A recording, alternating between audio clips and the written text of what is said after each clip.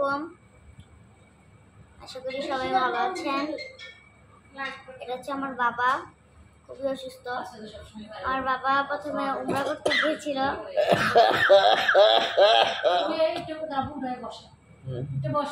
আমার বাবা উমরা করতে গিয়েছিল রমজানের সময়, তারপর ঈদের পরে এসেছে।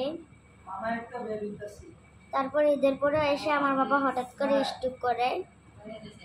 তারপর এই স্ট্রোক করার প্রায় 1 বছর এরকম হয়ে গিয়েছে। তা আমার বাবা এই কুরবানি ঈদের পরে আমার বাবার শরীরটা একটু খারাপ গিয়েছিল, তাই আমার বাবা এসেছিল সাভারে থেরাপি নিতে। এটা হচ্ছে আমার বাবা, আমি হচ্ছে আমার বাবার ছোট ভাই, সবার আদরের। তারপর বাবা হঠাৎ করে আবার সাভারে গিয়ে অসুস্থ হয়ে গেল। তারপর ডাক্তাররা জানায় আবার নাকি স্ট্রোক করেছে।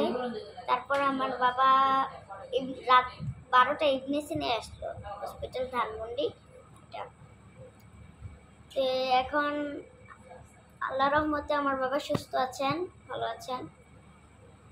তবে আমার বাবার রক্তের কি ব্লাড জানি এটা কমে গিয়েছে। এটা যদি বেশি কমে, এটা নাক মুখ দিয়ে রক্ত আসতে পারে। তো আল্লাহ রহমতে আমার বাবার কিছু হয়নি। সবাই আমার বাবার জন্য দোয়া করবেন, আমার বাবা যাতে সুস্থ থাকে। আল্লাহ হাফেজ।